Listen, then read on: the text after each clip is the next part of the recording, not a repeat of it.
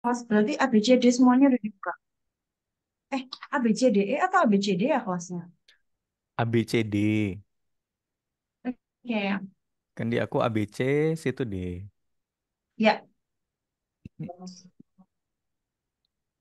Oke, sudah. Sudah. Sudah. Um, Alright, alright. Oke, teman-teman semuanya karena sudah 18.35 maka let's start today's agenda by saying Bismillahirrahmanirrahim. Bismillahirrahmanirrahim. Masya Allah. Dibuka dengan basmalah ya guys ya, agar lebih berkah. Masya Allah, tabarakallah. Kemudian Allahumma barik lana ya. Welcome back. Hari ini kita akan ada sharing session bersama dengan Kakak Kinanti Amalina untuk materi hari ini yaitu Yeay. Creative Brief.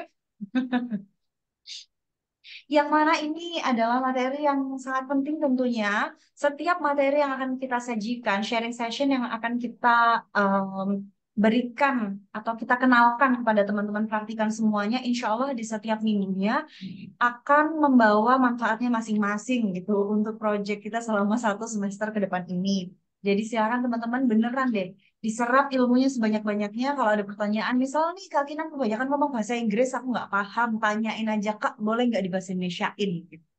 Jadi em, lakukan apapun yang bisa membuat teman-teman bisa lebih mudah dalam menangkap dan mengimajinasikan. Kira-kira ini nanti akan aku gunakan untuk apa ya?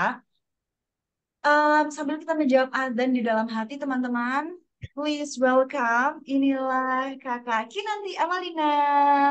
Hey. Hello all. Thank Hai, you. hai. Thank you Pak Fu dan Ibu Ocha yang selalu dimirip-miripkan denganku. Ah, masa? Katanya, ya katanya Siapa teman-teman. yang mirip-miripin?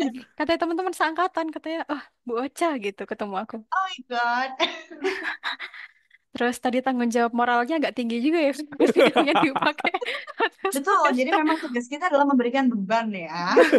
Padahal briefingnya Pak Fu kemarin cuman, nggak apa-apa, biasa aja gitu. Oke, so everyone, salam kenal ya semuanya. Ini angkatan 2022 ya.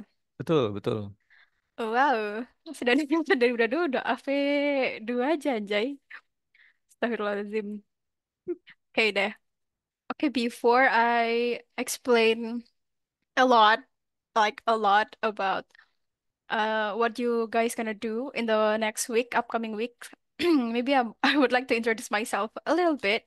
So basically, I'm an almost graduated communication science students. I'm from batch 2020. So there's no much age gap, so you can call me Kinan. And right now I'm currently working on a agency, and we're working a lot with client and also creative brief. So that's why Mr. Nasrian approached me then and tell me, do you mind to share how you usually work there or based on my experience? So let's dig in. Okay. Oh my God, jujur kenapa deg-degan ya, ya Allah. Tenang, tenang, santai, santai. Toh beberapa di kelas ini juga udah kenal kamu kok. Oh, Yang kamu bantuin di that's Komgraf. that's kind of surprising. Oh, okay. Okay, then so our meetings today, our meetings nggak tuh? Our class today is about a brief of an advertising brief. And I tailored this brief especially for audiovisual practice, the second, especially for module 4. And please, please, please, please, please, please, I have a disclaimer that these frameworks origins from the common practice. So I don't have the theory and basically it's from my experience. Gitu ya. Jadi aku minta tolong nanti aku jangan dicecar dengan pertanyaan-pertanyaan oleh peneliti ini disebutkan seperti ini saya tidak tahu. Gitu. Oke, kalau nggak salah di previous week teman-teman itu udah dapetin data-data tentang company, terus kompetitor dan juga consumer. Am I correct? Maybe you guys could type on the chat box. Ini aku berusaha untuk catch up sama teman-teman juga ya. Okay, is it correct or not? Okay. And saat teman-teman udah punya raw data ini semua, teman-teman itu bisa jadi punya data company yang banyak banget. Contohnya, bisa jadi UMKM atau kliennya teman-teman nggak punya Twitter, pembukuannya masih dilakukan manual, terus punya 3 kurir, terus punya 5 orang karyawan, pokoknya banyak banget datanya. Begitu juga saat teman-teman observasi ke kompetitor. Mereka bisa jadi punya data yang sama banyaknya, mulai dari produknya dan lain sebagainya. Terus saat teman-teman juga sebar survei ya teman-teman ya ke kan consumer kalau nggak salah 100 orang, emang bebannya selalu sama ya seperti tiap semester nih. Itu juga pasti akan mendapatkan banyak sekali data. Dan kalau misalkan teman-teman notice di sini ada beberapa kata atau data yang sebenarnya bisa jadi tidak kalian temukan dan tidak disadari tapi harus dicantumkan. Seperti tidak memiliki Twitter. Tidak memiliki Twitter itu bukan berarti karena mereka nggak punya Twitter, kalian nggak masukin data itu ke dalam sheets yang dikasih sama Pak Fuad. Notice that ketiadaan data itu data sebetulnya. Dan ini tuh modal kalian untuk dig more information. Kenapa mereka bisa nggak punya Twitter? Apakah karena kekurangan SDM? Apakah karena mereka nggak ngerti how the Twitter works? Sama juga, misalkan di data-data yang lain kalian menemukan hal yang sama. Misalkan di kompetitor, mereka nggak punya kurir pribadi nih. Itu kenapa misalkan?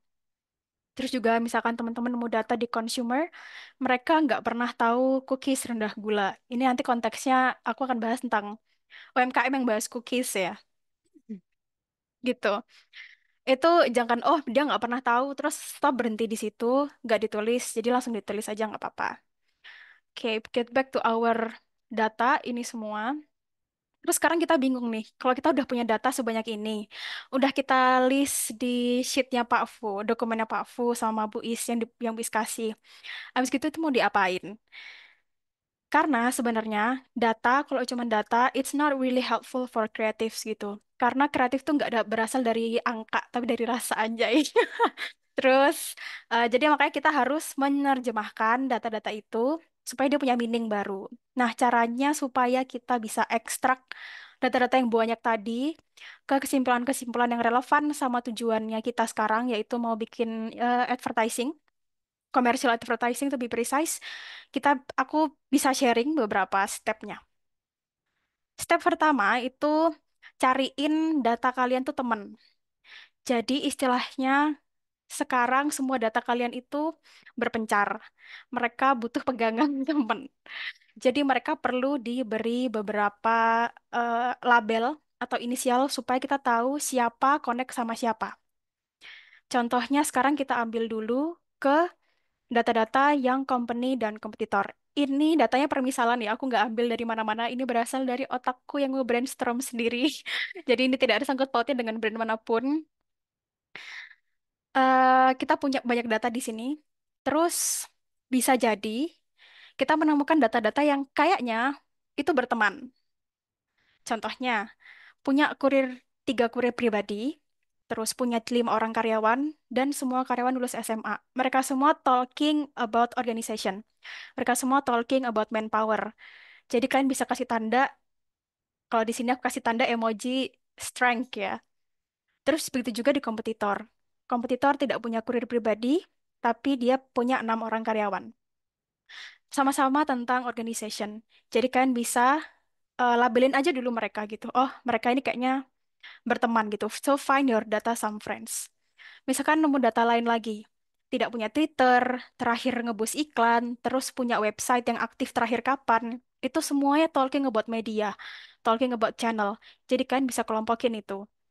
Terus di kompetitor, mereka punya followersnya berapa, misalkan. Terus kalian tata nemu juga nih terakhir mereka bus iklan itu kapan. Itu juga talking about media, jadi bisa dikelompokkan. And then another thing, itu tentang partnership atau key partner. Ternyata kompetitor kita tuh bekerja sama dengan GoFood, misalkan. Nah, di sini, company kita tuh, di data company, kita nggak punya data tentang partnership. Itu berarti saat kita nemuin hanya ada single data di satu kategori aja, itu berarti kita kekurangan data di kategori yang lain. Karena dengan begitu kita nggak akan bisa bandingin gimana kondisinya company kita dengan kompetitor atau kompetitor dengan company kita. It should be a text here, but yeah, whatever. Terus habis gitu, kalau misalkan it's talking about menu, terus talking about service, mungkin itu bicarain tentang produk. Jadi kalian bisa kasih label mereka produk. Dan yang terakhir, kalau tentang operasional, kalian juga bisa kasih label itu tentang operasional. So, dengan begitu kan bisa mengorganize data kalian dengan lebih mudah. Oke, yang media sama yang media, yang tentang operasional sama yang operasional, tentang manpower semua sama tentang manpower atau tentang organisasi, tentang produk semua tentang produk, dan tentang key partnership berarti tentang key partnership. Nah, ini seperti yang tadi aku bilang, when you notice only one data among company or competitor, it's a sign for you to again dig information and find some friends for your data.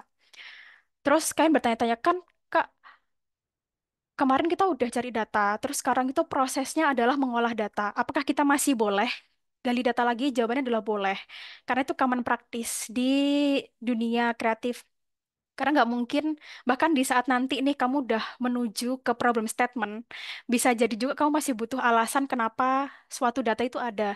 Jadi kan harus cari lagi, harus wawancara lagi, and it's common. Jadi kan nggak usah terlalu strict with your project, research project. It's quite flexible actually. Nah, terus misalkan nih, oke, akhirnya kita punya more data about product, kita punya more data about key partners. So now we have a question. Misalkan nih, tipe lagi, how if there is a circle of data we miss? Misalkan nih kita nggak tahu ada kategori-kategori lain yang harusnya kita gali, tapi kita nggak tahu tuh istilah bisnisnya apa dan lain sebagainya. Gimana caranya kita untuk mencegah itu? Caranya gampang sebenarnya kita bisa look it up. Kita bisa look it up di internet. Tapi sebenarnya itu depends on the category. Kalau misalnya kita bicara tentang company, kompetitor, maka kategorinya akan berbeda. Ketika kita bicara tentang customer, kategorinya juga beda. Contohnya, misalkan nih kita lagi bahas tentang company and kompetitor. Berarti kita tuh lagi bicarain bisnis. Maka dari itu, kita bisa mengkategorikan data ke circle-circle pertemanan ini. Yang pertama, circle value proposition. Datanya boleh masuk ke circle ini, boleh berteman di circle ini kalau datanya berbicara tentang product and service description-nya mereka, terus specification-nya mereka. Ya, berarti kalau makanan itu apakah gandumnya berasal dari perkemahan Belanda apa gimana, nggak tahu. Pokoknya kayak gitu-gitu. Terus package atau bundle, misalkan mereka ada package lebaran. Nah, kayak gitu-gitu. Terus misalkan mereka punya best seller yang paling dicintai oleh loyal customer mereka. Semua yang membicarakan tentang produk, tentang services, boleh masuk ke pertemanan ini. Terus yang selanjutnya adalah key activities. Key activities itu basically operasional yang mereka lakukan selama supaya value propositionnya itu bisa terbentuk.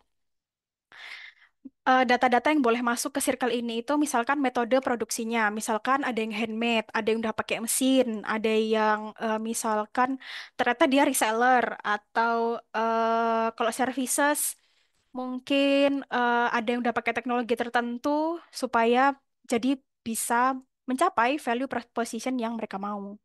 Basically, it's how they operate the production of their product or serve their services. Gitu. Yang ketiga, itu manpower. Hal-hal yang berkaitan dengan organisasi, birokrasi, struktur organisasi, terus kayak manpower quality, misalkan organisasinya itu terdiri dari orang yang dalam masa produktif, dalam usia 30 tahun sampai 40 tahun, itu berarti masuknya ke manpower.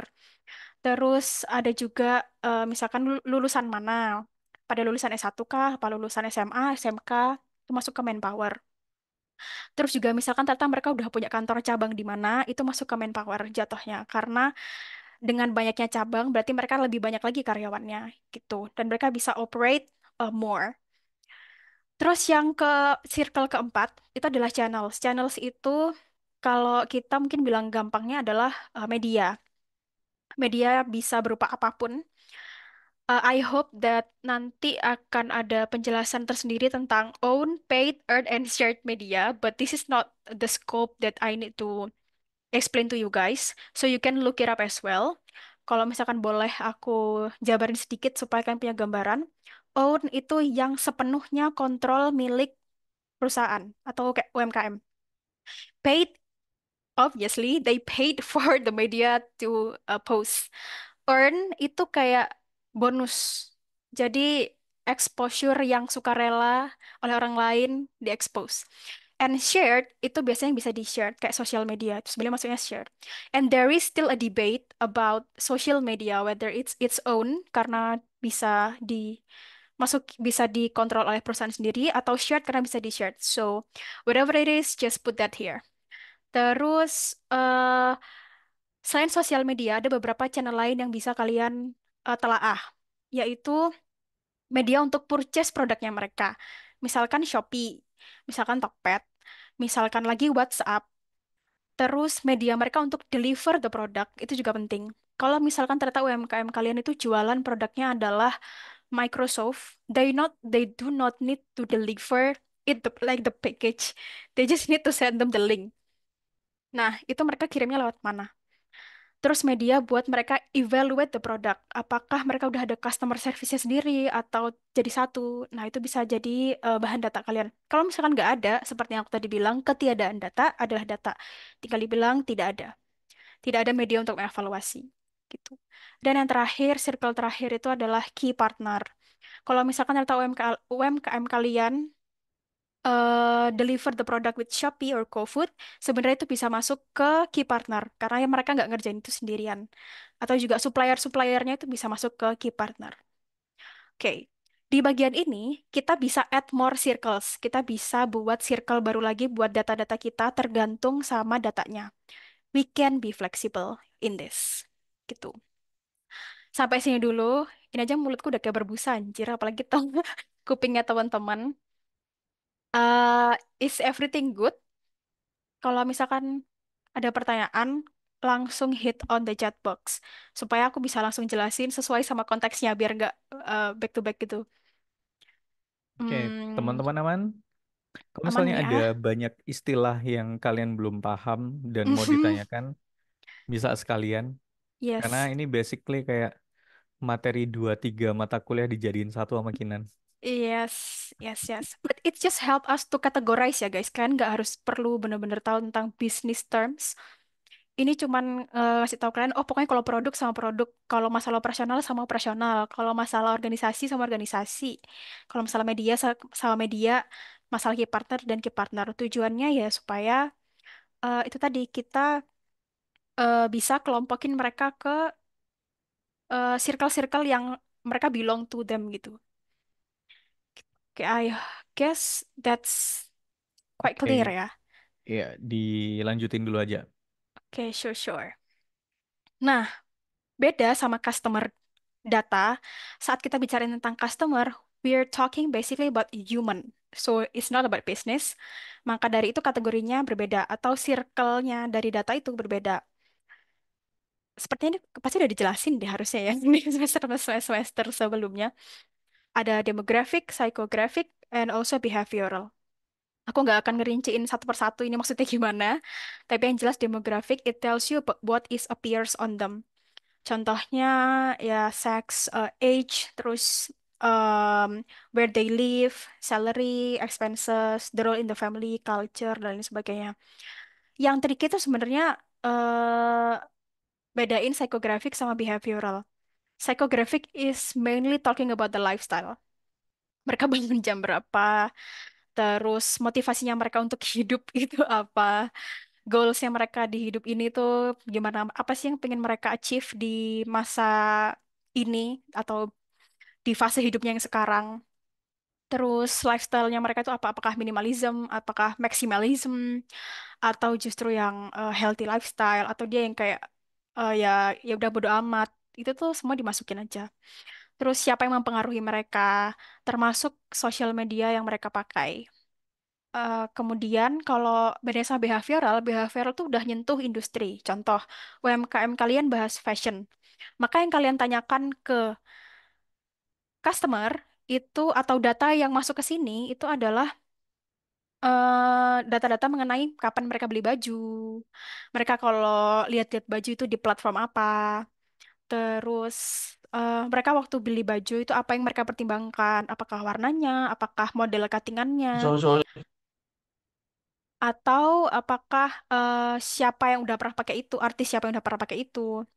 Jadi apa nih faktor utamanya gitu. So I have listed several questions. Mungkin kalian bisa look up tuh. Kalau misalkan data yang kalian punya menjawab beberapa di sini, kalian bisa masukin ke behavioral gitu. Buat di case data-data di customer, eh kita bisa add more questions-nya. Misalkan, oh kayaknya ini bisa deh masuk ke behavioral. Tapi kita nggak bisa messing up with the categories. Kategorinya hanya bisa tiga. Demographic, psychographic, and behavioral. There is no more. Jangan ada manpower di sini. Jangan ada a key partner di sini. That's totally different ya. Karena kita talking about human. Gitu. So please remember that you do not need to apa ya, memorize, ngafalin semua ini. Kalian cuma perlu tahu data yang kalian punya harus masuk ke kelompok mana. That's it. Oke, sekarang let's try to find some friends for our customer data. Oke, consumers kita punya data olahraga 3 kali seminggu, nggak pernah tahu cookies rendah gula, perempuan single 24 sampai 35 tahun, makan kue manis hanya saat perayaan, bekerja Senin sampai Jumat, memperhatikan ingredients makanan, menghindari makanan tinggi gula, dan tinggal plus besar di pusat kota Malang. Data-data itu kalian bisa kasih label seperti yang aku tadi contohin. Kayak misalkan, oh olahraga 3 kali seminggu itu talking about what she or he does selama seminggu. That's mean about lifestyle, about psychographic. Jadi ya udah masukin ke psychographic. Begitu juga data selanjutnya. Oh, ini tentang bahas tentang cookies nih, bahas tentang industri. Berarti masuknya langsung ke behavioral. Dan seterusnya sampai ke data terakhir. Setelah itu kalian bisa reorganize kayak gini. That's the fastest way for you to not be overwhelmed by your own data. Oke. Nah, sekarang kita compile semuanya. Tadi kan udah dikelompok-kelompokin kayak gini ya. Ada company data, ada kompetitor data, dan consumer data. Tahap selanjutnya adalah kita harus mempertemukan mereka atau memperkenalkan data-data ini ke circle-circle yang lain. Contohnya, misalkan nih, tidak memiliki Twitter, kayak tadi aku bilang, assumption-nya adalah apa mungkin karena mereka karyawannya cuma 5 ya gitu. Nah, ini bisa jadi tanda bahwa kalian perlu gain more data to find the connection. Apakah iya mereka nggak punya Twitter karena hanya punya 5 orang karyawan? Kalian bisa tanyain lagi tuh ke klien. Atau kalian bisa juga connect antara data di company dan di kompetitor. Misalkan data ini, terakhir bus iklan di bulan lalu. Dan di kompetitor, terakhir bus iklan itu 5 bulan lalu. Berarti koneksi antara dua data ini adalah kita eh, lebih mau we're most apa ya, kita lebih reason, lebih update di bus iklan ketimbang kompetitor. Nah, itu kita jadi punya deskripsi yang baru, datanya nggak jadi mentah. Itu kalian udah nemu koneksinya. Atau juga bisa jadi dari kompetitor ke consumers. Misalkan di consumers memperhatikan ingredients makanan dalam dietnya ini, data ini, kalian cross ke 30 calories per servings. Kalian pertanyakan ke diri sendiri atau ke klien, oh sorry, ke klien atau ke consumersnya, apakah kaloris itu jadi perhatiannya consumers? Apakah ada relasinya antara kaloris dengan ingredients makanan yang ada di dalam dietnya dan begitu seterusnya. Jadi kalian cross data terus-menerus. Itu caranya supaya kita bisa dapat insight basically. Terus ada question lagi nih mungkin. Terus kita harus cross sampai berapa kali dan kita harus gain more data berapa banyak dan harus koneksi sebanyak apa yang kita butuhkan. Ingat bahwa kacamata kalian di sini adalah kacamata advertising. Jadi balik lagi ke data-data yang menurut kalian hanya kalian perlukan untuk advertising. Based on what I read, what I see, what I watch, kalian kalau misalkan di advertising itu cukup perlu fokus sebetulnya ke produknya company, produknya kompetitor, medianya kompetitor, dan medianya company. That's it. Sebetulnya untuk di operasional, manpower, and everything else, that's not your business, actually. Terus untuk di customer, kalian sebetulnya paling perlu fokus tuh di behavioral. Kenapa? Karena advertising itu ujung-ujungnya adalah buy the product, try the product. Nanti masalah kenapa mereka belinya seminggu sekali, kalian baru bisa tanyain apakah itu ada kaitannya dengan your gender, apakah itu ada kaitannya dengan your salary misalkan, atau apakah ada kaitan dengan your lifestyle. Jadi bisa kebalik kayak gitu. Oke, jadi aku udah kasih kerucutnya ya. Jadi kan nggak perlu kayak sebanyak itu semua data langsung dilahap, langsung diolah satu-satu. Aku kasih clue juga tentang sebenarnya koneksi-koneksi apa yang bisa muncul kalau kalian criss-cross the data. Pertama adalah komparatif. Misalkan, our loyal customer love the taste of our cookies the most. Jadi kalian dapat data nih bahwa misalkan nih kalau eh rankingnya brand A itu dari customer skornya 5, dari brand B itu 7, dari brand kita itu 8. Itu kan data, deskriptif data. Saat kalian berusaha untuk compare, kalian bisa dapat eh relasinya, yaitu komparatif. Kamu bisa tahu bahwa, oh, our loyal customer love the taste of our cookies the most. Datanya dari mana buktinya? Ya ini buktinya ada yang 5, 7, dan kita 8. Gitu misalkan. Ada juga bisa jadi kalimatnya, they gain weight if they eat other cookies brand. Tapi di kita enggak. Itu juga bisa jadi komparatif relasi antar datanya. Bisa juga relasi antar data, data satu itu menyebabkan data lain muncul. Cause and effect. Our customer do not want to eat too much sugar because they want to keep their body in shape. Itu berarti relasinya cause and effect. Terus ada juga relasi yang prediction. Biasanya ini juga ada causesnya yang perlu dijabarkan. Misalkan, the competitor will launch their new vegan cookies shortly. Atau people will look for more variation of vegan and low calories cookies. Nah, itu prediction. Oke.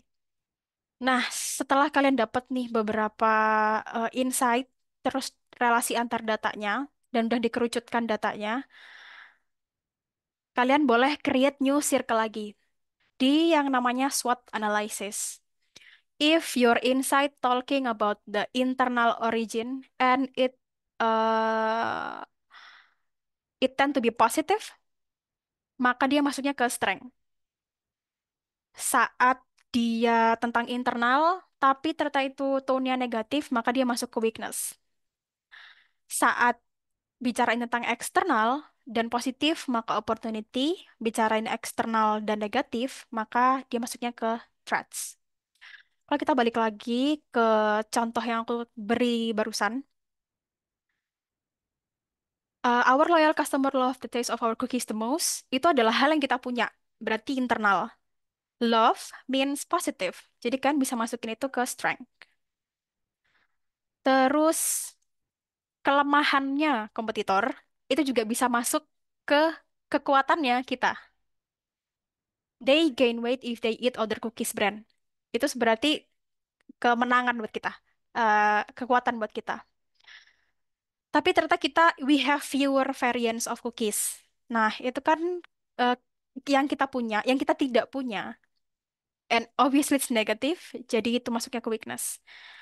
Terus, people will look for more variation of vegan and low calories cookies, karena itu positif, berhubungan dengan bisa jadi sebuah opportunity untuk produk cookies kita yang low calories, maka dia masuknya opportunity. Kemudian saat kita bicarain tentang external data atau insight, dan dia negatif, maka masuknya adalah threat. The competitor will launch their new vegan cookies shortly. Gitu. Jadi ini kita tuh kalau ada data analysis, we're mostly talking about organizing the data and find the connection. You need to find the dots. Jadi kan kayak jadi detektif gitu, kayak kan pasang semua data kalian di depan, terus try to find the connection. Connection itu bisa tadi komparatif, bisa jadi cause and effect, and tadi prediction. Setelah itu baru kalian masukin ke SWOT analysis. And this is what you guys gonna do ya on your next module. Oke, apakah berhenti sampai di sini? Sepertinya kalau yang tahu Pak Fuad pasti tahu dia tidak akan menyiksa sampai di sini. Jadi setelahnya SWOT analysis, some of them are going to marry. And once they marry, they have kids. Jadi nanti saat teman-teman udah punya strength, list of strengths-nya itu apa, weakness-nya itu apa, threats-nya apa, dan opportunity-nya apa, kalian pinter-pinternya matchingin. Kalau weakness satu sama threat satu itu kawin, itu merit, anaknya itu bakal apa? Contohnya nih, kita balik lagi ya. Weakness-nya adalah we have fewer variants. And the competitor will launch their new vegan cookie shortly. Berarti kita harus punya strategi apa nih? Dengan variasi yang kita punya, tapi si kompetitor ini mau launch their new vegan cookie shortly. Apakah kita akan rebranding misalkan? Apakah kita akan relaunch misalkan? Nah, itu. Saat kita mempertemukan si weakness dan threat, anaknya itu namanya mini-mini strategis. Jadi paling minimum. Nah, kalau misalkan yang menikah adalah strength dan threat, itu namanya maxi mini strategis. Misalkan, strength sama threat ya. Tuh, aku aja bingung nih, ya kan? Apalagi anak-anak ntar. Our loyal customer love the taste of our cookies the most. And the competitor will launch their new vegan cookies shortly. Nah, ini kalian berarti bisa kepikiran, oh apa kita launch testimoninya ya, gitu. Testimoni dari our loyal customer kita ya, untuk nge-counter si launchingnya mereka, launchingnya kompetitor. Strategi yang seperti itu atau anak dari perkawinan antara threat dan strength itu namanya maxi mini strategis. Kemudian kalau kita mempertemukan antara weakness dengan opportunity itu namanya mini maxi strategis. Basically the opposite of the strength and the threat. Itu berarti we have fewer variants, but people will still look for variation of vegans and low calories cookies. So maybe the strategies for advertisement itu uh, we're not gonna mention about how much we have, how many variants we have, but we still uh, emphasize our cookies as low calories cookies. Kayak gitu misalkan. Terus yang paling gampang untuk dicocokkan tuh sebenarnya adalah strength and opportunity. Jadinya maksi-maksi. Maximum, maximum strategis. Contohnya adalah our loyal customer love the taste of our cookies the most and they gain weight if they eat on our cookies brand dan people will look for more variation of vegan and low calories cookies. Nah, biasanya kalau di advertisement itu biasanya pakainya yang strength match with opportunity karena that's apa ya, itu yang paling bisa menarik buat dipresentasikan sih, basically. Jadi kalian bisa match-nya dengan mudah. Udahnya kita punya kekuatan cookiesnya yang paling disukain. Terus kalau makan cookies other brand, mereka bisa gain weight. Terus people masih bakalan cari vegan and low calories cookies. Jadi kalian bisa tailor the story better. Nah, setelah itu masih ada step selanjutnya lagi. Saat kalian udah tahu nih kan harus apa dari data-data kalian, saatnya kalian bikin a time to capture the whole population ya. The whole population is meaning the creative brief for advertisement. Ini aku dapetin dari salah satu website sebetulnya. Di internet you can look it up, Grace Cookies Creative Brief. Dan di sini aku akan bahas gak satu-satu, tapi aku akan kasih gambaran besarnya. Sebetulnya di modul kalian nanti yang modul 4 itu juga bentuknya kolom ya, tapi Pak Fu ya. Udah kolom, dan kunci dari kreatif brief yang bagus itu justru bukan yang panjang lebar bertele-tele, tapi justru yang bisa dibaca secara singkat dalam satu halaman seperti ini. Oke, let's break it down one by one.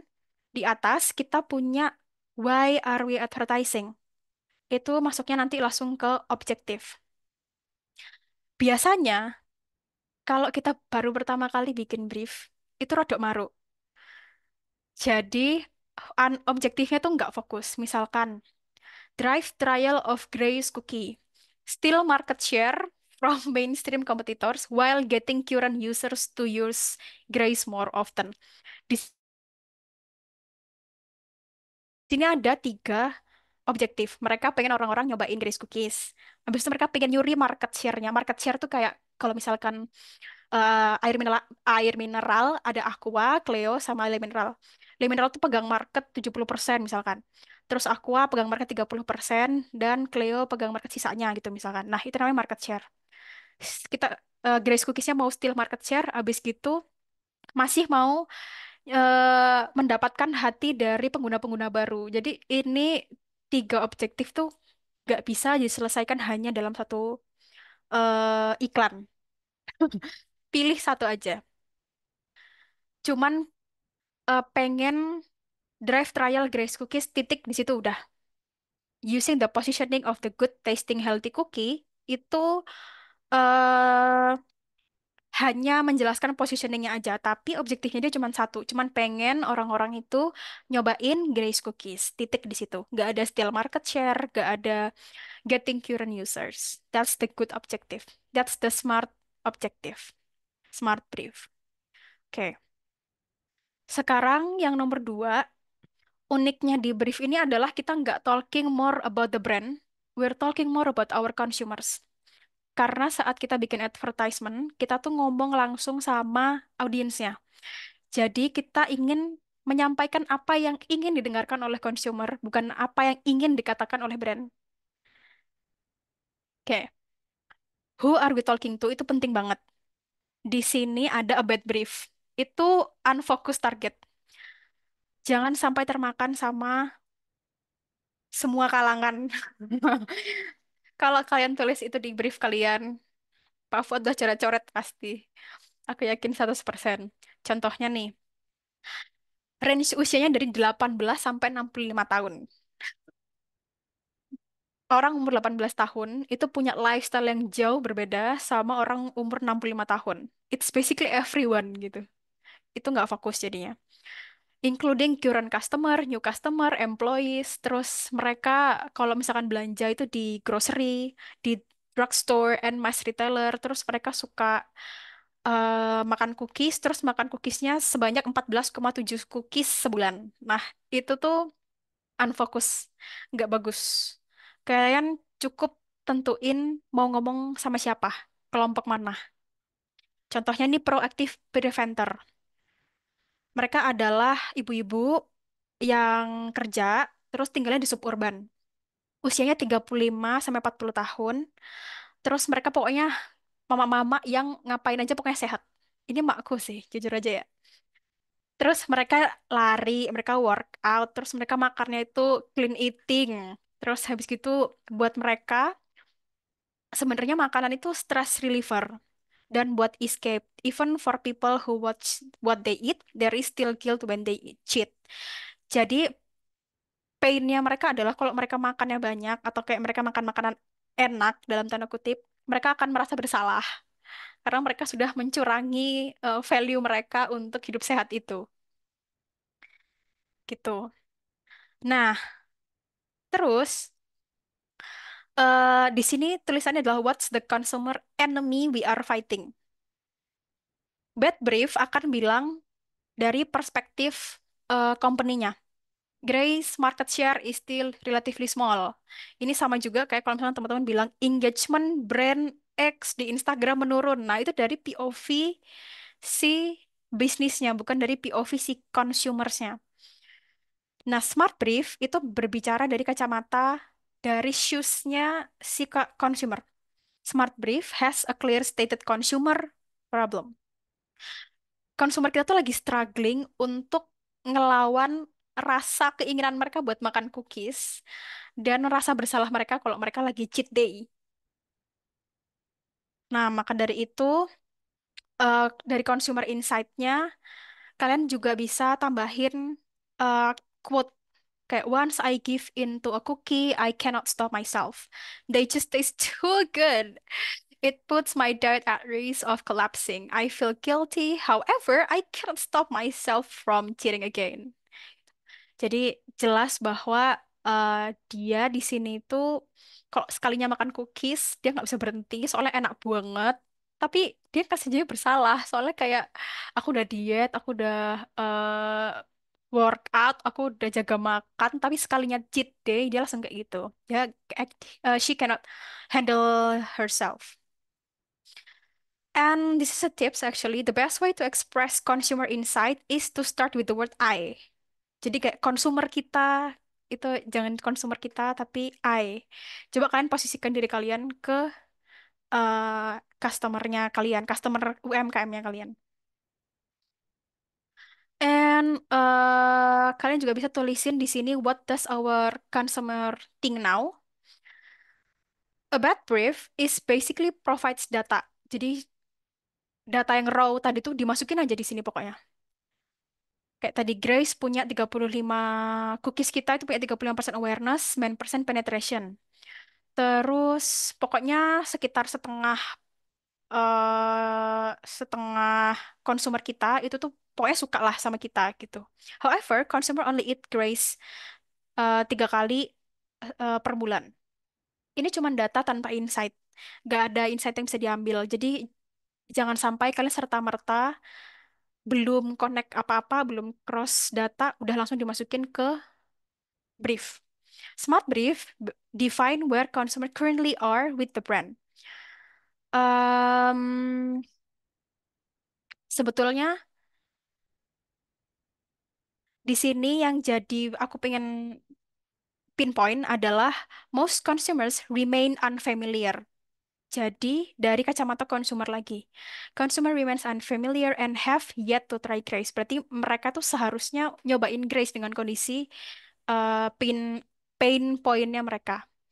Those who loves Grace describe it as equally good on health and taste. Soalnya mereka yang udah nyobain Grace atau suka banget sama produknya Grace itu mendeskripsikan produk kita sebagai equally good on health and taste.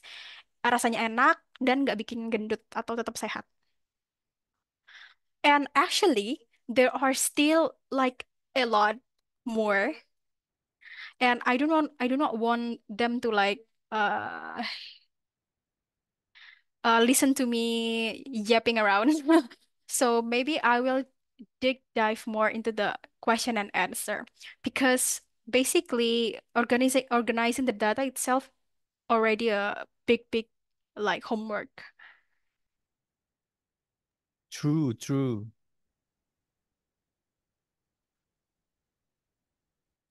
So I would love if we have some discussion here. You can ask stupid questions. Really. Oke, dimulai dari aku kali ya. Oh iya. Wow. Agak takut ya. Ya sih, ini sebenarnya bukan pertanyaan yang gimana-gimana Bang. Tapi mungkin Kinan perlu menjelaskan. Kira-kira gini nih, aku balik ke saat kita membahas tentang SWOT tadi. Oh iya ya. Ini tuh bisa di blur nggak ya? Kayak, ini aku mau menggunakan seperti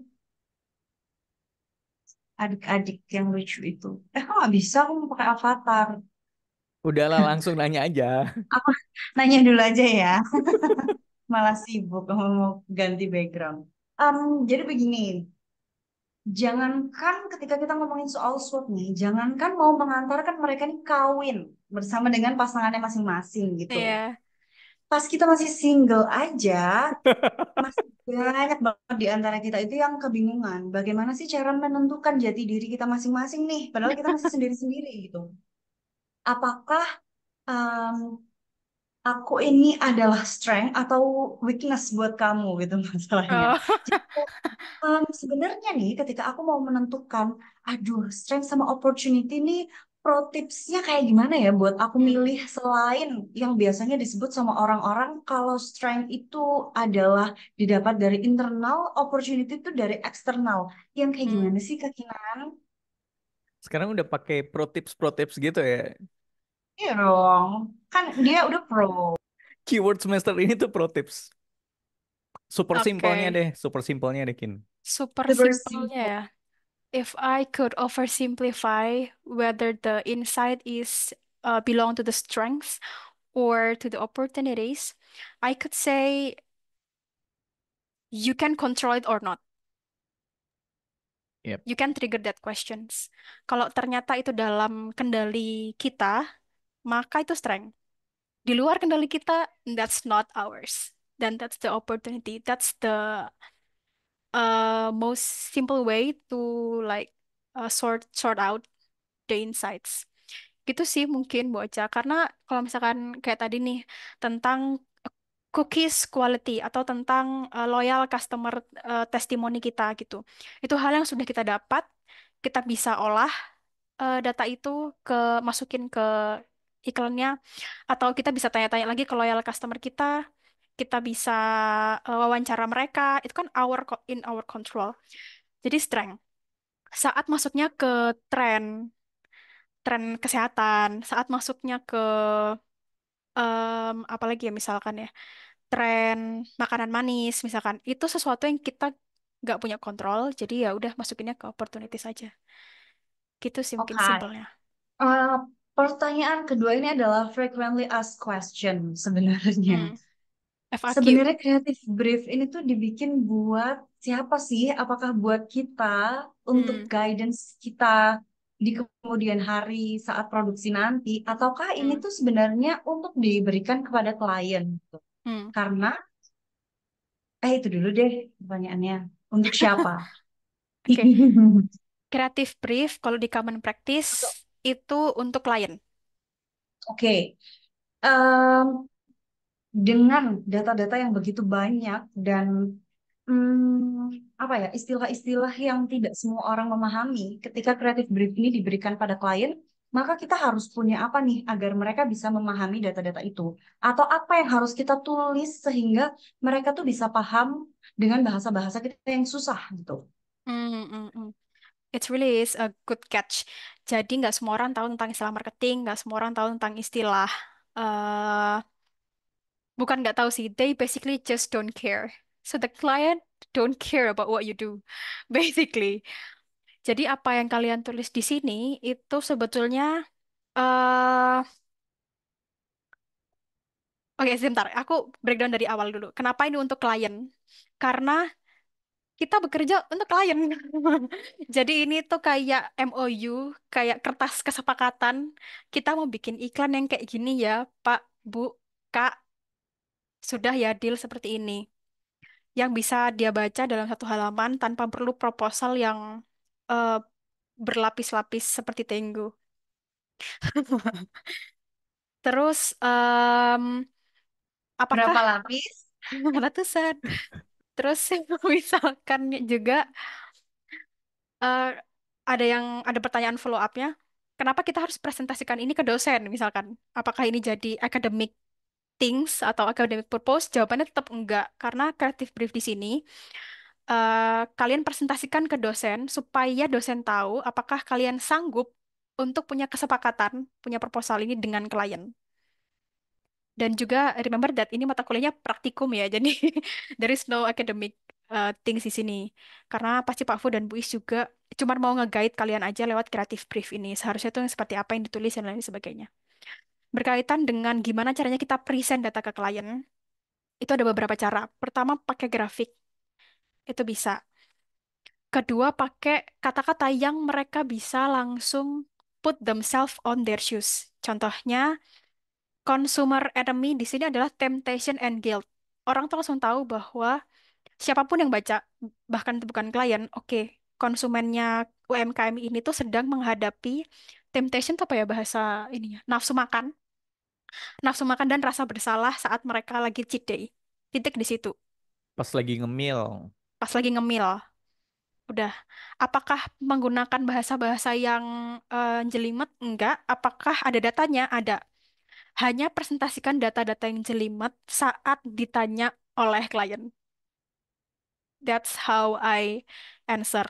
Karena basically mereka cuman pengen kayak, oke, aku pesen iklan ke kamu, produkku kayak gini, konsumer yang pengen tak tuju kayak gini. Kamu mau buat iklan yang kayak apa? Titik di situ, dia nggak akan peduli eh sebanyak 99,9999% konsumernya udah tahu. Coca-Cola juga udah semua orang udah pada tahu gitu. Jadi kayak ini more like your apa ya, your insight. Karena insight itu sebenarnya bukan ditemukan tapi dibuat oleh siapa ya? Oleh kreatif tim itu sendiri. Gitu. Contohnya lagi mungkin aku bisa jelasin di sini ya. eh nah, saat kita pengen mendeskripsikan tone-nya iklan misalkan. Tone-nya iklannya mau kayak gimana sih gitu ya. Nanti dia juga akan ada di modul. Apakah friendly? Aduh, friendly itu udah kayak kayak terlalu klise, saking klisenya sampai nggak ada rasanya. Wah, sampai kayak kita nggak tahu spesifiknya friendly yang dimaksud tuh kayak apa gitu loh. Jadi kan bisa pakai kata-kata yang lain. Misalkan down to earth atau happy atau intimate atau merasa disukai itu tuh lebih mendeskripsikan. Jadi sebetulnya kita nggak perlu pakai data-data yang jelimet saat kita ngomongin di creative brief. Terus juga eh di bagian sini objektifnya cuma satu. Kita pengen konsumer kita nyobain Grace. Udah titik di situ. Klien cuma tahu kita ingin membuat customernya nyobain produknya kamu. Udah gitu aja. Di situ sih. Dan mungkin lebih ke permainan kata. This is the difference between uh, organizing the data, analyzing the data, and presenting the data. Itu three whole different way. Gitu. Jadi saat kita udah bicara tentang presenting the data, don't tell them about the only about the presentation, only about the numbers. They don't even care. They won't even care, and that's sad. Karena kita kayak biasanya kalau aku dulu pengalaman pas praktikum, biasanya tuh aku pengen pamer gitu loh guys, kayak look at what I did gitu. Kayak aku udah riset segini banyaknya, tapi masalahnya kalian bisa pamer itu ke dosen di sini, tapi tidak ke klien. Gitu sih, baca. Oke, so idealnya Kinan, iya Kinan apa Kintan ya? Kinan kan bener Gina, kan sih? Kinan. Ya ampun, kamu diselingkuhi Mas Aris. Jadi Kinan idealnya ketika kita membuat kreatif brief itu berarti tidak lagi berlembar-lembar, tapi hanya di dalam satu lembar saja, selesai gitu. betul. Itu adalah betul karena di Atau dunia itu nyata option pun sebenarnya. no, menurut menurut daripada option itu lebih ke ethical practice, lebih ke praktis etika karena kita ngechat klien aja itu kan harus di jam yang tepat supaya mereka bisa menjawab dengan cepat. Nah, ini kita suruh mereka baca dokumen berlembar-lembar, that's not gonna be efficient in business gitu. Jadi saat kita kirim email, saat kita kirim apapun itu, usahakan kreatif, terutama tentang project yang tentang mereka nih, ya selembar aja lah gitu. True, true. Jadi kasarannya itu kan Jadi klien itu tuh punya masa. Kasarannya kan klien tuh punya masalah, teman-teman. Klien tuh punya masalah, mereka udah percaya sama kita buat bantuin mereka nyelesain masalah. Nah, jangan nambahin masalah ke mereka gitu. Kita kasih mereka Betul. solusi yang to the point aja, yang itu berupa Mm, satu lembar creative brief. betul. Kalaupun mau di-extend dua lembar, nggak apa-apa, tapi bukan hal yang bertele-tele gitu. Misalkan tentang dokumentasi, isinya berupa gambar gitu, atau tentang mock-up dari iklan kalian, itu nggak apa-apa. Tapi kalau isinya tulisan, eh aku sangat merekomendasi untuk tidak, karena tidak akan dibaca, jujur saja. Terus kalau misalkan aku boleh menganalogikan mengolah data, presenting data dengan lebih mudah, itu bayangkan kalian belanja, masak, terus serving. Saat kalian belanja, kalian akan ambil bumbu-bumbu terbaik, terus kalian akan ambil eh, bumbu-bumbu terbaik dan yang diperlukan. Terus kalian akan ambil bahan-bahan yang misalkan secukupnya.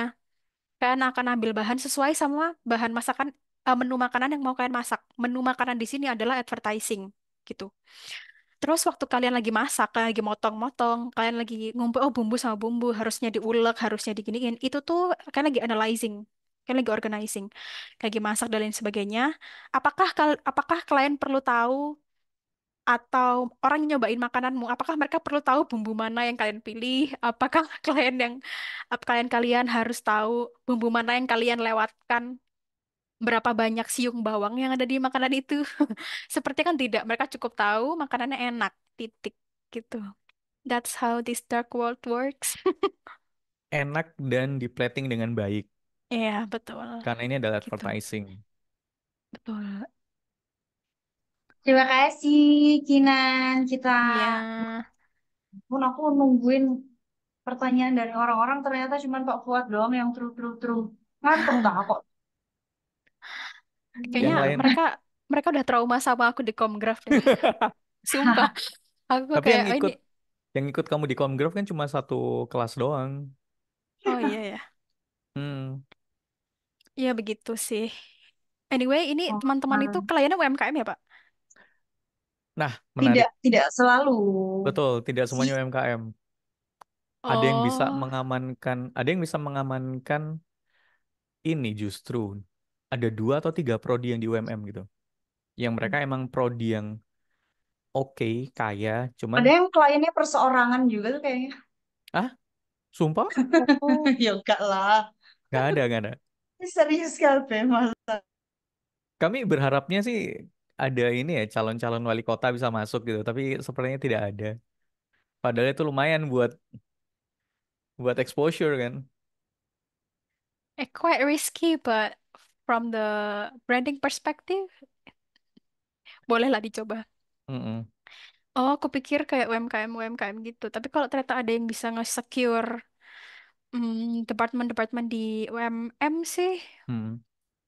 Itu lebih easier sebenarnya, karena kan lebih easy, lebih easy. pemetaannya lebih jelas.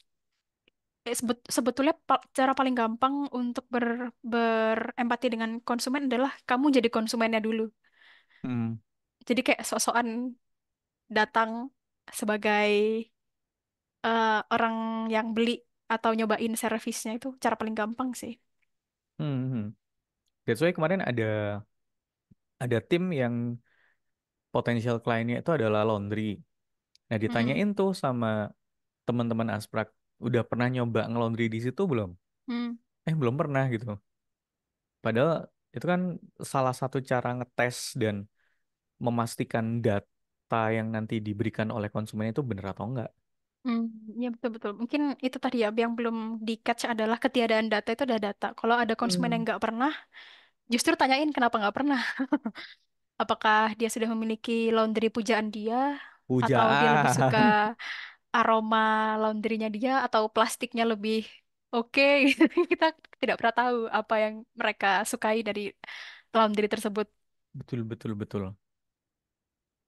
Ya teman-teman, ada pertanyaan lagi? Jangan sampai hari ini nggak ada terus besok brul gitu. Banyak. Jadi biasanya di hari Selasa itu kami ngadain kelas expert expert sharing session gitu. Judulnya kalau Selasa malam. Terus Rabu malam itu kami umumin brief berikutnya sambil nge-review. Jadi dari yang Selasa malam ada pertanyaan nggak? Bisa ditanyain di hari Rabu. Hmm, I see, I see. Menurutku mereka sedang mengolah data di Mencerna. otaknya, di kepalanya. Jadi perlu tak waktu juga sih buat bisa bertanya. Hmm. Cuman I hope that kalian udah dapat beberapa data ya. Terus eh maybe one of you guys could share apa yang udah didapat gitu. Kalau nggak salah kan kemarin modul 3 itu sampai Bikin dokumen. company sama kompetitor Hmm. tabelnya ya. Terus Hmm. yang modul 4 ini tuh ntar ngelengkapin yang konsumen, Hmm. insight, SWOT, TOS, dan langsung ke creative brief. Jadi sebenarnya di modul 4 itu sangat-sangat pack. Waktu aku bikin materinya juga kayak, wow, semangat ya, gitu. Dan ini menurutku praktikum adalah tempat di mana kalian bisa salah. Betul, betul, betul. Jadi menurutku trial and error aja kayak Pak, kalau misalkan nih aku mengkonklusikan data yang aku punya itu kayak gini, asumsimu pokoknya kuayal wis. Ya nggak apa-apa, kan kamu lagi trial and error juga gitu. Kayak misalkan ternyata konsumenku tidak menyukai brand ini karena artis A sedang kena masalah.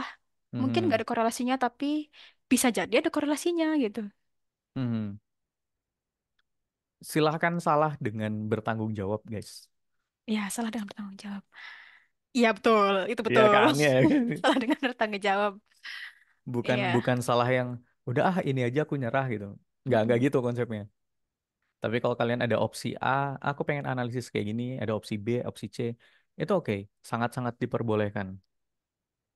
eh Oh iya, Kin, ya, FYI, semester ini tuh bukan aku sama Bu Is, tapi aku sama Bu Ocha.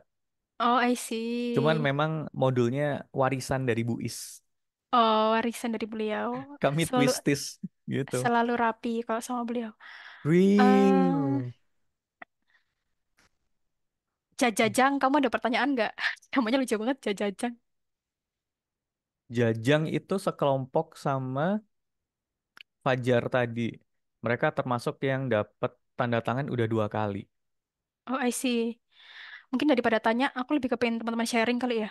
Please dong, one of you guys share what you have found di bagian apa kemarin berarti? Company sama Mhm. kompetitor. Mungkin aku bisa bantu prospek kalian ke kalian harus tanya apa lagi ke company-nya atau harus tanya apa Mhm. lagi ke kompetitornya atau mungkin bisa membantu kalian juga harus nyari tahu apa lagi ke consumersnya. Adakah yang mau dibantu buat Consultation direview? online Bener. anjay. Ini satu doang tapi ya waktunya gak cukup. Iya, satu aja nggak apa-apa, satu aja. Mungkin dari last shot yang agak siap. Last shot ada, kemudian Visivo sama Zone. Zone masih hidup anjir. Oh, Awet banget tuh masih mereka. hidup. Masya Allah, lengket sekali. Makanya. Effort Keren kemarin loh. juga lumayan. Mempertahankan tim hingga akhir hayat tuh butuh effort. Ya kan siapa tahu sampai praktikum akhir habis itu nggak temenan lagi udah capek banget. Tapi yang penting kan projectnya kelar. Yang penting proyeknya kelar. Adakah Oke, teman-teman udah nih yakin nih nggak ada yang mau direview? Dibantu review loh. because I'm not gonna be available to like explain this one by one gitu. Mhm. Karena Karena akan it's all terlalu about banyak. teori terus konteks. Itu sih yang paling bikin susah untuk jelasin cara bikin kreatif brief tergantung sama data yang kalian punya, tergantung case kalian kayak gimana. That's why you guys need some consultation. Bukan some sih, always need consultation. Jadi yang materi yang dikasih sama Mbak Kinan malam ini tuh lebih kayak kamusnya teman-teman. Jadi dari Oh. kamus ini sesuaikan dengan data yang kalian punya. Ntar mau digoreng kemana, digodok kemana. Oh, atau karena teman-teman belum ada yang mau sharing, aku deh yang sharing. Aku akan share proyekku sendiri. Boleh nih. Nih di record loh. Gak apa kok, dia kan ada di ini, di best PR team. I'm sorry. Oh, kirain yang project kerjaan. Enggak, project ini, project apa namanya? Etna. Jadi dulu timku namanya Etna. Ada nggak ya di sini anjir? Kayaknya ada deh. Nah loh. Hmm, should be ada ya. Aku stop share dulu deh. Aku cari dulu. Hmm. Teman-teman kalau teman-teman mau bertanya tapi nggak pengen ngobrol, bisa ditaruh di kolom chat aja. Ntar dibantuin Mas Zaid atau Mas Sayed buat menyampaikannya. True, true, true. Oh ya guys, by Sebuah the way, yang bikin research untuk project itu gak cuman di AV, tapi di PR tuh juga. Cuman kita beda beda tujuan aja ya. beda keyakinan. Beda keyakinan. Yang satu yakin sampai di program, yang satu yakin sampai bikin produknya. Nah, PR kalian di AV2 sampai jadi produk. Ya ampun ini bener-bener aku mempresentasikan mentahnya sih, tapi ya udahlah nggak apa-apa ya. Kita be real. Let's be real. Hmm. Tapi data yang apa? presentasi yang kamu bikin waktu praktikum itu kan versi yang agak terlalu lengkap nggak sih? Iya, betul. Karena I need to capture all gitu, guys. Kalau di PR itu disuruhnya kita eh, mempresentasikan datanya itu semuanya gitu. So that's a different case. Jadi kita bikinnya proposal ya, bukan creative brief. It's more like kalau misalkan lagi ada tim marketing atau event marketing yang mau bikin event, terus bikin proposal ke tim finance dan tim yang lain. Nah, ini case-nya kayak gitu. So maybe the most confident dua anak kayaknya gue bakal share yang ini ya. Ini kan kelihatan kan ya? Kelihatan, kelihatan. Yang waktu itu case-nya Bepom. Bepom.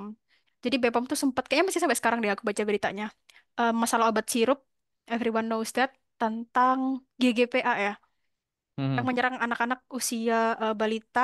Terus di sini karena konteksnya krisis, jadi kita bikin proposal gimana caranya untuk menanggulangi krisis tersebut dengan event-event. So ya basically di sini tuh aku eh nah ini caraku untuk yang tadi bilang mengelompokkan dan membuat insight. Di sini datanya adalah Bepom itu punya 73 balai yang tersebar di Indonesia. Terus dia juga punya 24 mall pelayanan publik. Itu kan tadi data. Terus aku kelompokin mereka, terus aku sama teman-temanku diskusi apa arti dari dua data ini gitu. Dua data ini tuh berarti bahwa Bepom itu sebenarnya punya akses yang luas di seluruh Indonesia gitu. Itu sih sebenarnya segampang itu sih guys sebenarnya buat cuma bikin insight gitu. Jadi dikelompokin data yang mirip, terus dicari relasinya. Oh, ternyata mereka sejenis gitu ya. Terus kira-kira artinya apa ya gitu. Terus misalkan juga insight yang aku dapat adalah tanggapan kasusnya itu cepat, tapi penanganannya belum maksimal. Data-datanya mana? Mereka udah bikin press release, mereka udah eh bikin dua lampiran daftar obat, namun informasi tidak efisien untuk diakses. Terus di sini ada bilang belum memiliki program khusus terhadap orang tua korban GGPA. Ini adalah yang aku bilang ketiadaan data itu adalah data. Mereka nggak ada program, itu berarti data gitu. Belum memiliki program khusus terhadap orang tua. Terus apa ya? Ini sih caranya aku present the data waktu itu ke dosen ya, tapi ini bukan ke klien karena tidak mungkin kita mencapai BPOM yang ada di Jakarta itu sedang repot. Ada data jumlah korban, persebarannya korban, kayak gitu sih. Nah, kalau misalnya, tolong balikin ke yang tadi, Kin. Oh ini. Di halaman itu.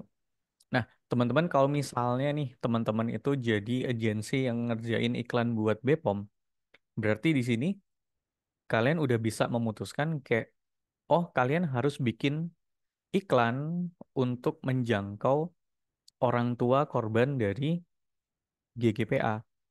Nah, iklannya nanti mau disebar di mana? Scroll ke bawah, Kin. Nah, di sini nih. Nah, di daerah-daerah ini kira-kira budayanya seperti apa, pendekatan bahasanya seperti apa, kelas ekonominya di atau gaya hidupnya seperti apa. Nah, itu target audiens kalian utamanya di situ. Hmm. Terus, Logikanya seperti itu. Kalau kalian terus, punya data seperti ini. terus misalkan nih, Pak, masa aku mau bikin iklan pakai bahasa Medan, habis gitu pakai bahasa Kalimantan, habis gitu aku pakai bahasa Jawa Tengah. Untungnya di Indonesia ada bahasa Indonesia. Jadi Hmm, sebetulnya kalau misalkan kalian mau nge-reach out segini banyaknya jangkauan, ya berarti bisa pakai bahasa Indonesia seperti ya iklan-iklan komersil yang ada di TV. true. Kayak gitu. Yang penting kan ada reasonnya aja. Kenapa pakai bahasa Hmm, Indonesia gitu misalkan. Soalnya jangkauannya sangat luas dengan kita perlu me-reach out mereka dalam waktu yang cepat. Maka mhm. satu-satunya cara ya pakai bahasa Indonesia itu gitu. Jadi yang Atau penting besar sih. kalau misalnya teman-teman mau pakai pendekatannya brand-brand besar di Southeast Asia itu biasanya produksi iklannya di satu negara aja, tapi Mm-mm. nanti disebarkan ke negara-negara di Asia Tenggara. Nah, makanya Yes. kalau kalian ngelihat beberapa iklan, itu antara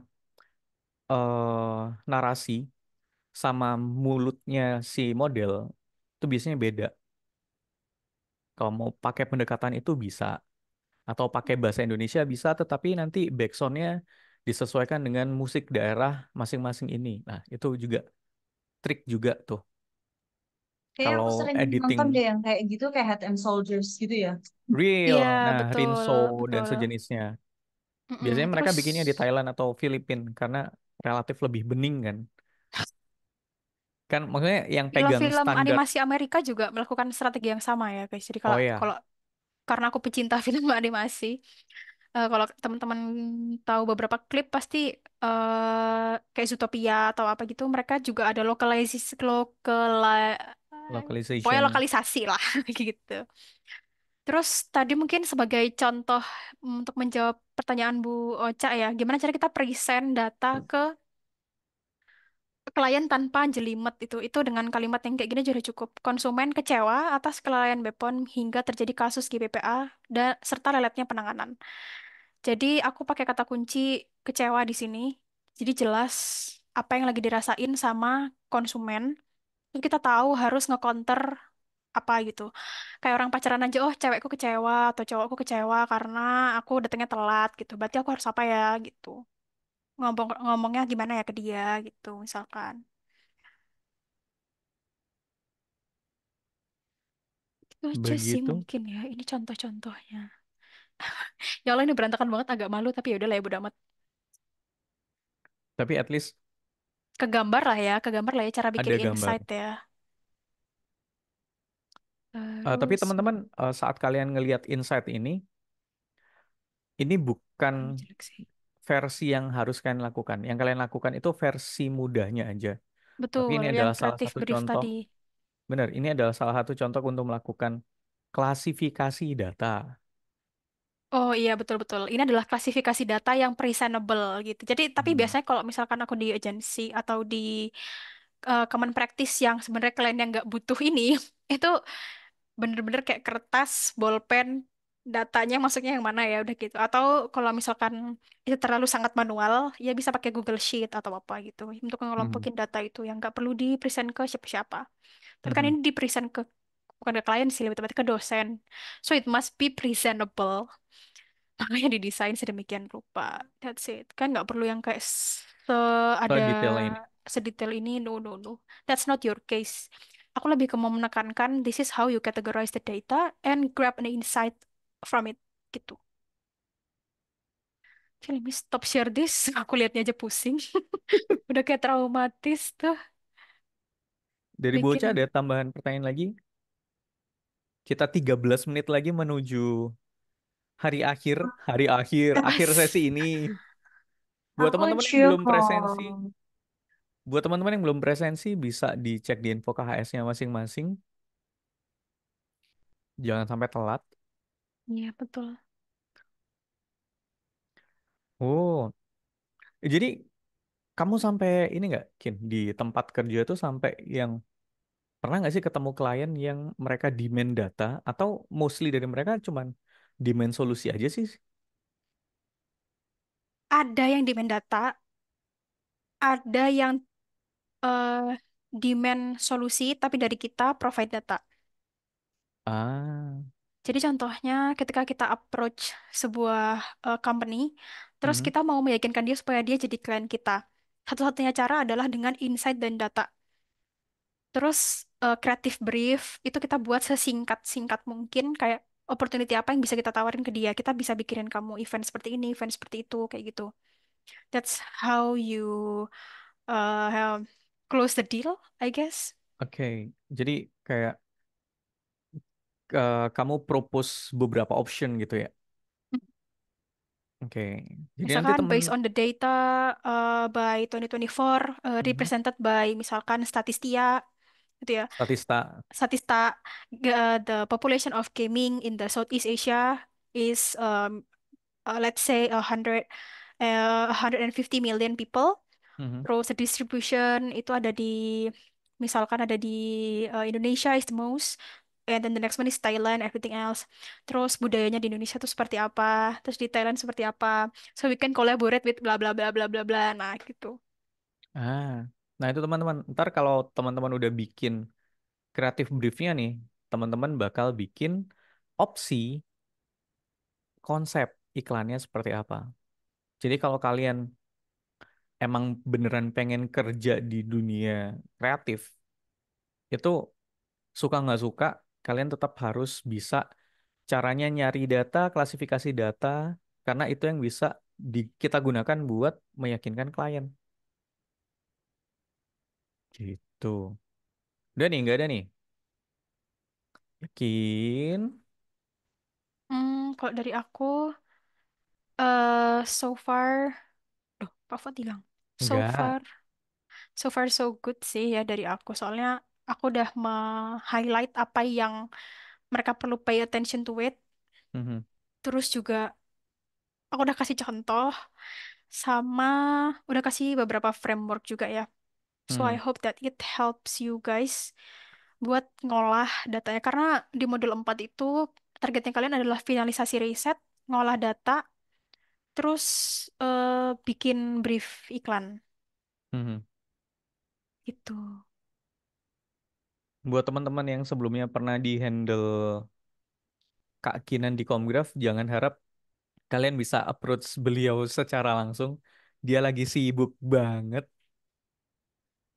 Oke, bisa tolong dijelasin step 4 lagi.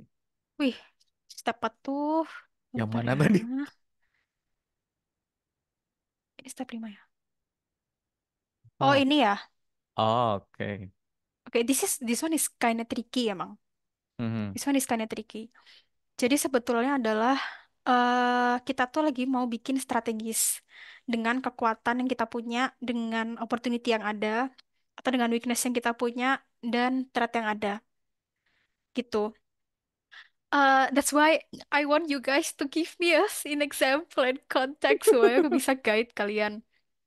Kalau misalkan aku boleh share my own project, soalnya di PR2 itu kita nggak pakai Toast guys ya. Kita cuma pakai di SWOT. Satu-satunya yang Mhm. menggunakan Toast hanyalah Bapak Fuad Nasfian. So let me look for it Bu Is for juga a pakai moment. ya. Bu Is juga pakai. Iya kan di PR. I'm Oh iya talking ya. about PR. Um, Ntar aku juga nyariin contoh yang kemarin. Kayaknya aku akan mempresentasikan Judy Hopes ya guys. Mana ya? Comp Science assignment. Bentar. Jadi sebenarnya teman-teman di simplifikasinya di Toast itu adalah kalian membuat kata kerja. Hmm, Kalian membuat kata kerja dari data-data yang ada nih. Oke, aku nemu. Gojek ya. Itu yang Gojek bukan sih Pak? Iya. Ya ya boleh. Punya aku Wait. kemana ya? Hilang. Jadi misalnya teman-teman itu kayak gini. Ah ya, Jadi saat kalian bikin SWOT, SWOT-nya itu jangan lupa dikasih nomor dulu. true. Baru nanti digabungkan strength opportunity atau strength threat-nya seperti apa. Nah, dibikinkan kata kerjanya, mengoptimalkan gitu, mendisplay, melakukan pendekatan, mengoptimalisasi gitu. Jadi kalau kasarannya itu di SWOT itu kalian mengklasifikasikan data mentah, yang mana sih kekuatannya, yang mana kelemahannya. Nah, di bagian TOWS ini kalian bikin kata kerja dari strength nomor 2. Let's say ini deh. Strength nomor 2 ketemu strength nomor 3 dan opportunity nomor 1, apa yang bisa dilakukan? Oh, mengoptimalkan website gitu. Nah, otomatis dengan kalian nanti punya data SWOT dan udah bisa dibikinkan toast, kalian bisa punya direction iklannya harus kemana nih? True, true, true. Kurang lebihnya seperti itu, Jar. Kalau dari kacamata praktikan yang mengerjakan ini, dulu ya pertanyaanku adalah, lalu ini bisa datang dari mana? Ini adalah datang dari brainstorming sih. Jadi Hmm. nggak ada rumusnya salah atau benar. It depends on the context. Mhm. Gitu. Kalau misalkan ternyata websitenya itu low traffic, tapi kamu masukin kamu mengoptimalkan website, it's gonna be wrong.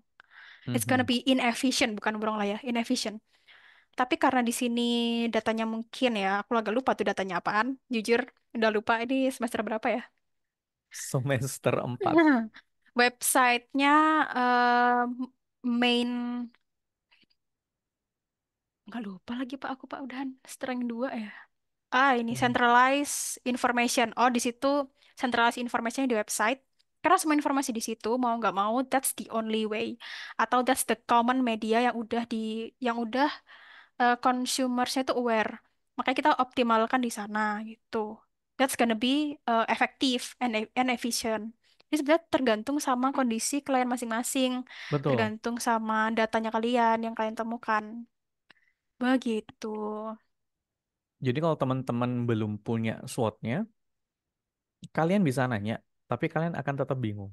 Tapi nanti kalau kalian udah punya SWOT-nya, kami bisa bantu untuk memandu kira-kira yang mana aja yang bisa diklasifikasikan jadi satu dan dihubungkan. Karena ini benar katanya kita nggak ada rumusnya. Harus berapa strength ketemu berapa opportunity atau berapa weakness ketemu berapa opportunity. Itu nggak ada rumusnya. Iya, betul betul. Saat kalian Thank udah you. merasakan datanya, oh ini cocok nih disambungin, ya itu sensinya di kalian. Betul. Ini brainstorm ya guys ya. Hmm. Dan biasanya eh aku kalau di dalam otakku nih dulu kalau membayangkan, aku akan exclude semua data kecuali string yang aku pilih. Misalkan string yang aku pilih adalah website, centralized centralized information di website. Terus opportunity-nya adalah misalkan tadi O3 ya, driver partners don't join. Ya udah, oke. Berarti kok di website dan mereka belum join, apa yang bisa aku lakuin ya gitu. Aku akan membayangkan kayak gitu. Aku akan membayangkan jadi drivernya, aku belum eh ikutan program swadaya, aku cuma tahu informasi dari website. Berarti aku akan bisa tahu informasi tentang program swadaya itu dari website. Oh, berarti sebagai PR-nya Gojek, aku akan mengoptimalkan website untuk ngasih info. Kayak gitu sih. Dulu Nah, kalau pola pikir brainstorm di otak aku ini ya. kalau teman-teman jadi timnya dari Gojek, berarti kalian harus bisa bikin iklan yang membuat driver-driver Gojek ini mau tuh akses informasi yang ada di website. Nah, Aduh. iklannya nanti ditaruh di mana? Oh, ditaruh di aplikasi yang harus dibuka oleh si driver. Hmm, Nah, karena si driver ini dipaksa untuk menonton iklan yang kalian produksi, otomatis iklan tersebut harus sekitar 3 sampai 5 detik aja yang bisa hmm, men-trigger driver untuk mau akses website. betul. Kenapa 3 sampai 5 detik? Yaitu sama kayak logikanya YouTube aja. Betul, betul. eh Paling gampangnya untuk bikin objektif kreatif brief juga adalah kalian ngerti, kalian tuh call to actionnya ke consumer tuh apa. Kayak tadi kan objektifnya adalah kita pengen kan consumer itu nyobain cookies. Titik di sana call to actionnya. Jangan kayak eh ada kata-kata lain atau ajakan-ajakan lain di luar itu. Kalau nyobain ya nyobain gitu misalkan. Jangan ada yang lain. Kayak tadi, kalau misalkan ternyata optimalisasi website, maka iklannya ya pergi ke website. Jangan kayak check our website, Instagram, LinkedIn, subscribe, gitu. Itu tuh terlalu banyak call to actionnya. Karena kita hanya bisa Betul. meminta consumers kita melakukan satu hal di satu waktu. Mhm. That's it. Begitu, Fajar. Kalau ada pertanyaan tentang media chosen juga, loh, tapi Nggak banyak sampai kok. sana, nggak sampai sana. Oh, enggak. Nggak sampai sana. Oh, bukannya di ini ada ya? Di mandatoris, di creative brief media chosennya. Ada, tapi itu yang choose dari klien. Oh, yang choose dari klien. Oke, Hmm. oke, oke, oke. Karena kalau sampai dipesoin, ntar teman-teman stres. Oh, enggak, maksud aku, kenapa kok iklan tuh masih ada juga yang di TV, ada juga yang di Oh ya. YouTube, ada juga yang di Instagram. Padahal Mhm. tadi katanya kalau iklan tuh fokus gitu kan ya medianya. Mhm. That means they targeting different audience Mhm. di situ. itu jawaban paling masuk akal dan paling memungkinkan sih. Bukan berarti mereka pakai banyak media itu karena mereka pengen blasting ke satu audiens yang sama. Justru beda media tuh beda audiens Mhm. gitu. Begitu. Wah, sudah di Terima jam kasih. 8, Bu Oh Ocha. ya, terima kasih juga Fajar Setiamukti. Kan. Lengkap sekali. Yes. Depannya M, belakangnya Setia Mukti. Depan, ya, bener. Persis Astaga. emang.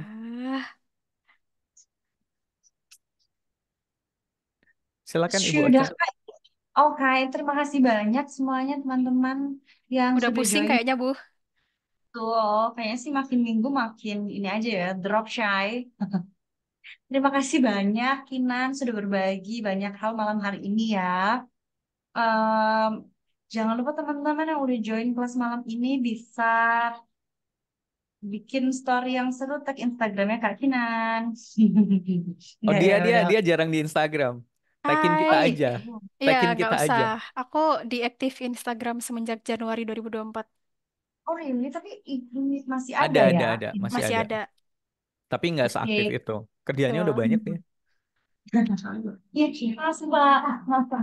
Oh, oke, teman-teman semuanya terima kasih banyak. Mas Zaid bisa dibantu Terima kasih foto dulu. banyak semuanya. Hmm. Kita foto dulu Ah ya, silakan. oke Di kita foto sambil dulu. closing. Hmm, On terima cam kasih dulu banyak Kak. guys. Terima Sip. kasih juga teman-teman semuanya, Pak Fuad, Zaid Sayed, dan juga Alul yang sudah join malam hari ini. Semoga ilmunya bermanfaat. Amin. Semoga bermanfaat ya, guys. Sorry kalau aku ngomongnya terlalu cepat. Kalau ngomongnya kayaknya nggak terlalu cepat, tapi buat beberapa orang kayak Ayo bahasa itu ayo, masih jadi border, but it's okay. masih dikit ini yang on cam. Ya, silakan on cam, silakan on cam. Nggak ada yang bisa dipoto ya. Berlianda, on cam Berlianda. Aku asal sebut aja nama anak orang ya. Aku penasaran zone ini pada kemana? Amelia Jayanti, Amelia Jayanti. Besok ada Pak. Siapa pula Amelia Jayanti? Nggak tahu. Aurin. Ya makanya on cam biar kita tahu. Fajar BS. Oke kita Oh ini mulai ya. on cam dia. Besok ya. Satu, dua, tiga. Satu, dua, tiga. Bentar halaman berikutnya. Halaman Sat- berikutnya. Satu, dua, tiga. Oke, thank you guys. Syahreza, Syahreza emang di dalam laut dingin ya dia pakai hoodie di di Batam. Gitu. Reminder-nya sudah. Belum Pak, sebentar Wah, Pak. Oh, sudah saya kirim kalau di grup. Ibu Ini Ocha Mas. materialnya apa perlu aku Sorry, sorry, sorry, compile sorry. dan kirim atau? Iya, iya, iya. Kirim ke aku aja ntar. Oh Tak iya ya. PDF-in. Oke. Oke, teman-teman. Terima kasih atas kehadirannya di sesi malam ini.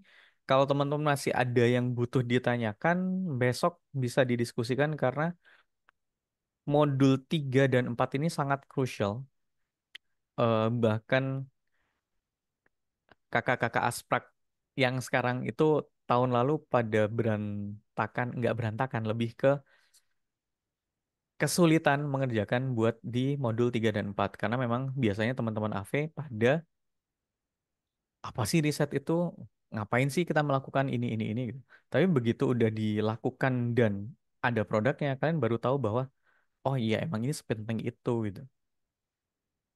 Oke, silakan Bu Ocha buat ditutup. Ya, oh, sudah menutup berkali-kali nih sampai aku buka lagi. Belum, belum, belum, belum.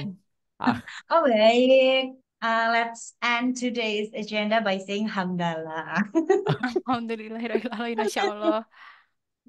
Jadi kelas kita tuh emang sangat amat ini ya, Islami gitu sebenarnya.